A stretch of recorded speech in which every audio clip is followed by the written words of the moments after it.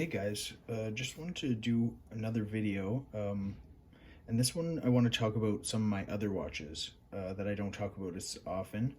Um, I've been collecting for a long time, pretty much since I was a kid. I wasn't really a collector, and I don't know if I really am now, especially, but so I've had lots of different brands over the years, and as I got a bit older, I started getting, some more luxurious or luxury sport types of watches, and I've had a lot of the different brands that you'd probably think of if you think of that segment, and I love a lot of them, and but kind of started getting a bit more focused on Rolex, and I've made some other videos about that you can check out on my channel.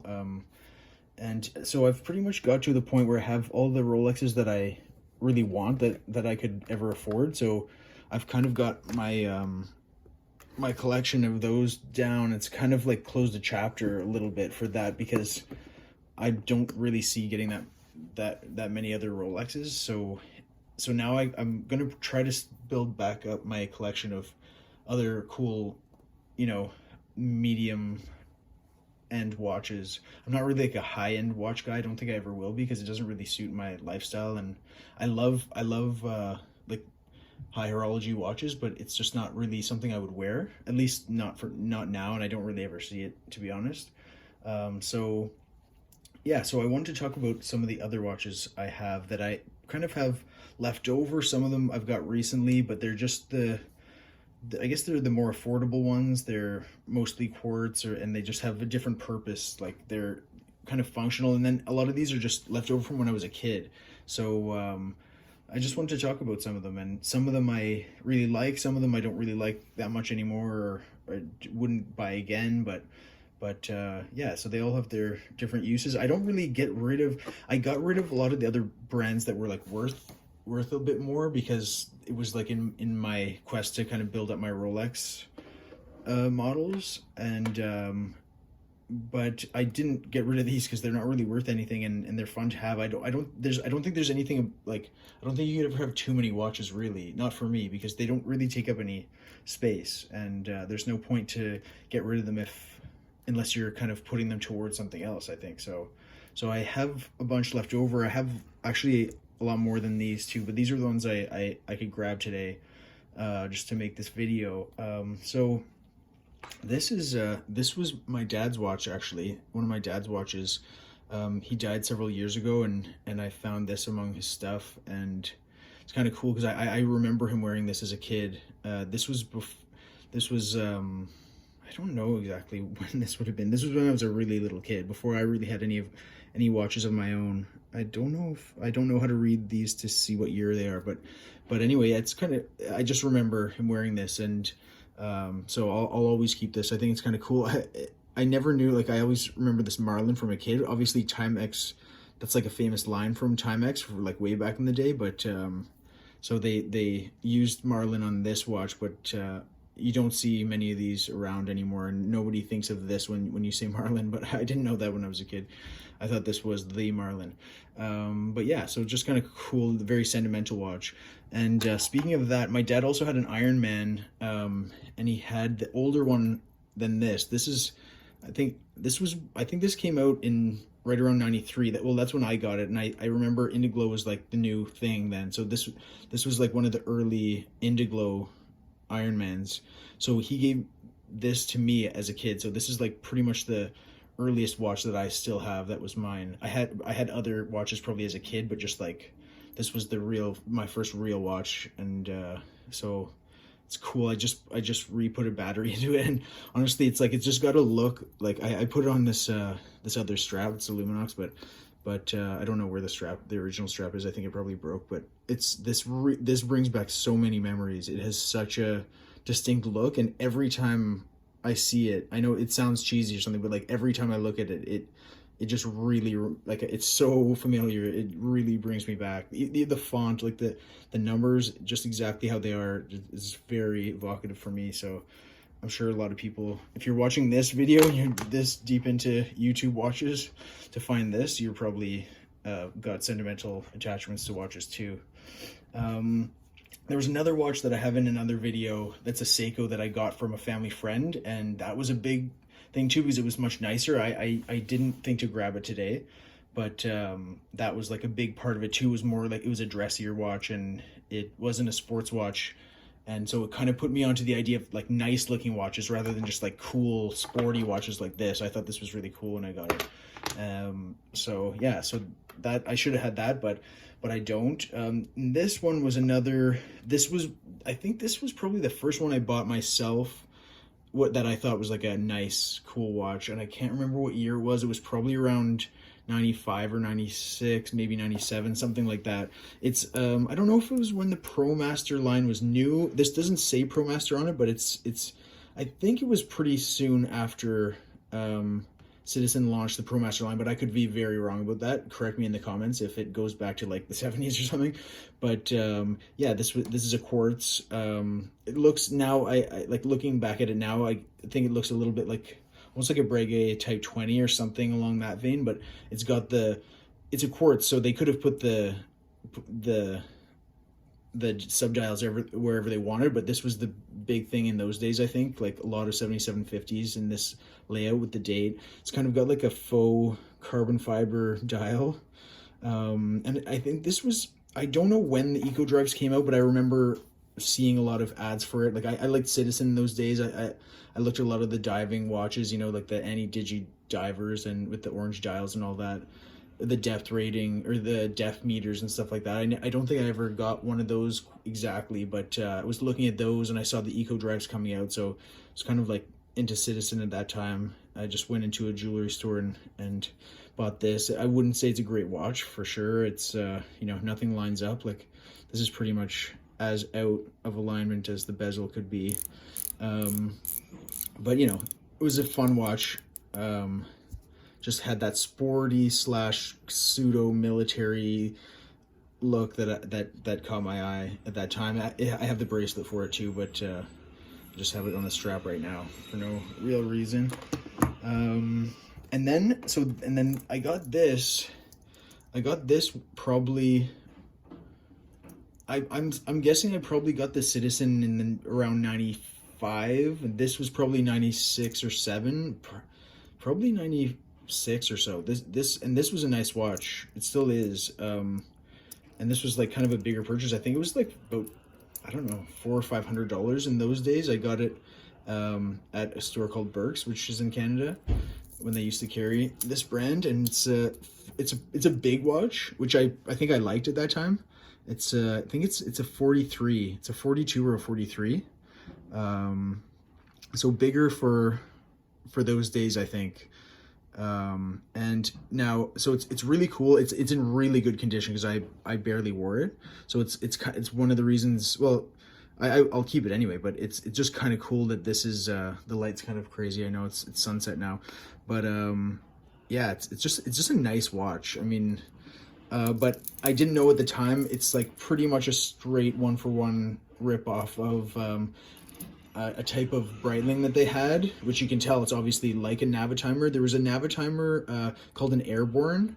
There were other Breitlings called the Airborne, but there was one that looked just like this with the 4-dial layout. I think it had a pointer date here, and it had the other 3 subdials that you'd see normally on a chronograph.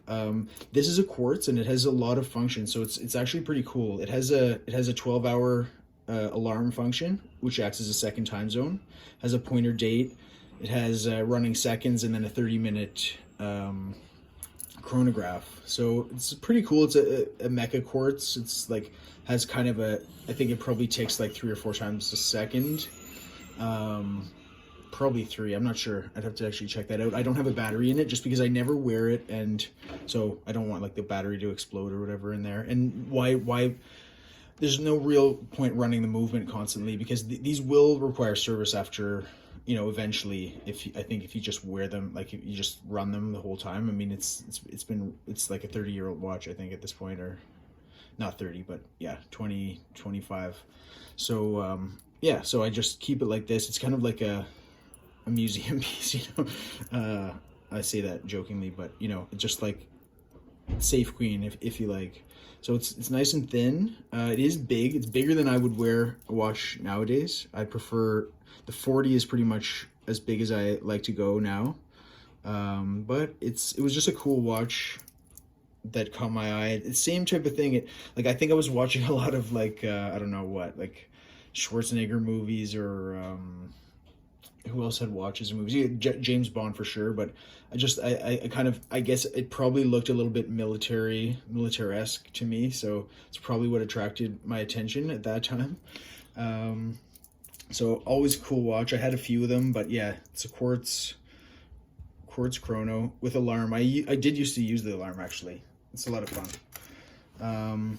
So this was actually the same person who gave me the Seiko, ended up giving me this few years later, because I probably told him how many times that I liked the watch. So this is just like a Swatch, cool little Swatch chrono.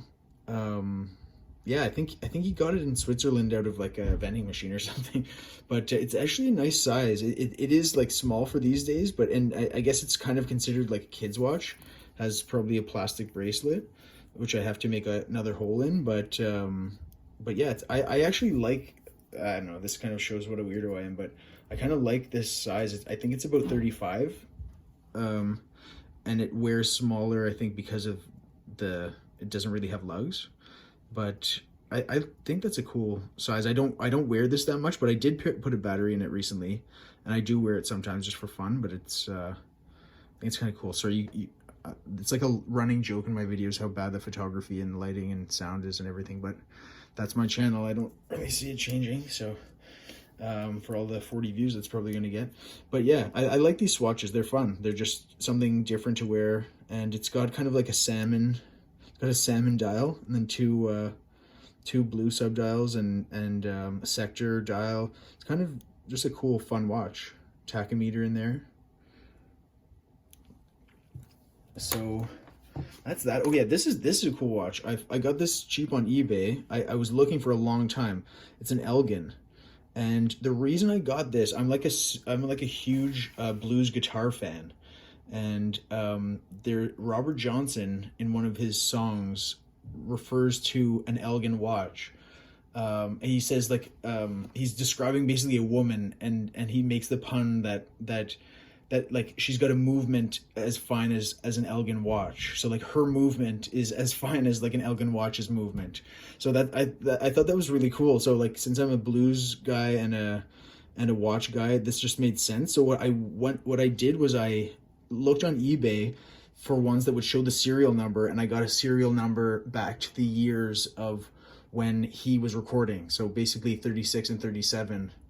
Well, this one's from 1937. I can't remember. Yeah, I think he recorded 36 and 37. And he died in 38. So anyway, this one is from 37. So this would have come out in the year that he was actually recording. So I just thought that was kind of cool.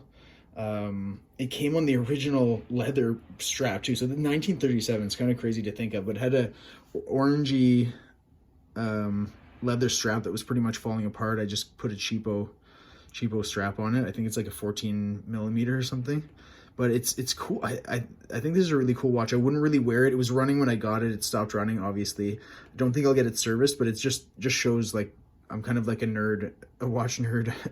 I would buy something just to pretty much be a paperweight, but just because it has like a cool story behind it. So obviously not in perfect condition, got some water damage to it, but I think it's a really cool look. I don't know if it's quite Art Deco, but yeah, I think it's awesome. I love it. I think I like the size too. I mean, if I got it really, like if it were in perfect shape, I would almost wear that as like a dressy watch. But I think it's just gold. I don't know if it's gold filled or gold plated or something like that. But yeah, it wouldn't have been an expensive watch in the day. But you can imagine like that would be a cool watch if you were like a musician. You know, it would not be nothing like to get a name brand watch like that, and it would be a cool thing to have, kind of like a status symbol of its own type. So I just thought that Robert Johnson connection was too cool not to do. This is another kind of paperweight type of thing I got. I'll see something super cheap on eBay and then I can't help myself, but this is kind of like the Seiko, it's almost like an homage to a Speedmaster. So I like the layout. It's another Quartz. This one is like, You can't really tell in this light, but it's, you know, it's a brass watch, I think, with some type of not gold coating on it, so it's like worn down if you see, but just kind of a cool watch. I don't end up wearing it, but it is a great size. I just thought it was cool, and it was too cheap to not to go for, and which is actually a waste of money because I don't really wear it, even though I probably should, but it's not really my style. But I thought it was kind of cool. I put it on this this blue strap, so I did wear it for a while when I got it, and I like the size, so it works pretty well for me. But I must admit, I don't wear a lot of these watches, except for this one. I wear every single day when I sleep because it has tritium, and it's the best. It's the best lume you could ever have because it's just, it perfectly glows all the time. So I don't know why, like, there aren't more companies that use these tubes. There's Ball, there's Traser, which is I think one of the companies that, I think they might manufacture these tubes, or the company that owns them manufactures them or something. But yeah, Traser watches, I see, that's another brand that has them. Traser, Ball, who else does them? Like Luminox obviously has done them for a long time. But you'd think there'd be a lot. I don't know. I don't know the reasons for or against, and of course they fade over time, so you'd have to replace the hands and dials eventually. But like once you go tritium, it's hard to even talk about any other lume, because no matter how brightly it shines in the beginning, or even how long it lasts, really, it's nothing compared to this. This is what you would actually, if you actually needed to see watches at night, you'd only get a tritium watch, because it never fails, you know, until it's like faded after 25 years or whatever. So this is the king of lume in my book. So it's just perfect for that. Even it's better than having Indiglo or a light, because you just look and it's on. It just shows you in a clock, and I much prefer an analog display, because it gives you a real sense of time. Like, and digital is just numbers, you know, like of course you know what time it is, but this gives you a real sense of time, sense of where you are in the day and everything else. So and you don't have to push anything, you just look at your watch and it's the perfect glow in the dark clock. So this one is the champ for night. So I wear it every night. I have it on, I've opened up the strap because it's a different type of strap, and it's my favorite for sure. It's called a Nick Mankey, but it loops around, and you end up wearing, it's like doubled up on either side, and then there's nothing underneath, which is the best way to have a strap, because I put one of these on to complete the poser look, obviously, but yeah, it's just the best strap you can get, because a lot of straps are annoying if they're too thin and there's just like one part of it here, and it also makes the watch taller if you have the strap under it. So I love these straps. They stretch, and you order them to size, and they're like infinitely adjustable, and so they're the best. I should get a few more of the Nick Mankey ones, but this is the only one I really wear on the strap. All the other ones I wear on the bracelet, the ones that I wear most often. This one is this is an SKX 031. It's a cool watch. It's a Submariner homage. It's a great watch. Like, you can get, there's a million of them from the Philippines you can get on eBay, and you can, if you care, you can just like follow a bunch of the auctions, and you'll, like, if you wait long enough, you can get one for about $100. Well, at the time when I got this, that was the case anyway. But I got it, well, about 100 American. But I don't know if they've gone up a little bit since then, but they all get refurbished. Like, they get a new dial, they get a new bezel insert, they're polished to all hell, obviously, because they've probably been banged around in their former life. But the movements, like, are bulletproof, and you can replace them very easily. You can do it yourself too. So I mean, if you have a couple of tools and are just careful. So the problem with watches like this is that they're to actually get them serviced would cost more than they're worth, which is a slightly bizarre thing to have. So if you have an automatic watch that's very inexpensive, it becomes disposable in a weird way. Now you can change the movement out for about $40, so that's your best option. but it's just kind of a bit weird. So just to have it like not even worthwhile to service. But you know, they are bulletproof and they're great. And now you can magnetize them easily, so you have to be a little bit careful of that or get a demagnetizer. I don't know. I'm not a big like Homage person myself because I've never found that if you're buying it instead of Submariner, I don't think it'll make you happy. If you're buying it exactly for what it is, and for some reason you just like mechanical watches, then that's a good way to go, because it is a great watch. It has the looks of the Submariner, so it's got a great style. Goes with everything. This one is a 40 millimeter, so so I mean it's pretty much a 1-for-1. It's the closest 1-for-1 to a Submariner that pretty much that you can get in this type, in the SKX line anyway. This is the Submariner Homage of the SKXs. So the SKX like 007, 009, they do their own thing, but this is pretty much, you know, straight up Homage. And so it, you know, if you prefer, like, if I think a lot of people would go with the 007 or the 009 because even though it's obviously inspired by Submariner type watches, and like the Pepsi bezels are inspired by the GMT in that, but it has more of its own Seiko look, so that might be a better option if you do like that. But I find that, I don't know, I find the I don't know why if I were going for an affordable watch just to wear it, I would go with Quartz because it just makes more sense to me. That's just me personally. So I don't know if the Homage thing works that well. That's just my opinion. Like, not to offend anybody, or that's just how I see it. So let me know what you do, what you think of Homages, or what you think of affordable mechanical watches.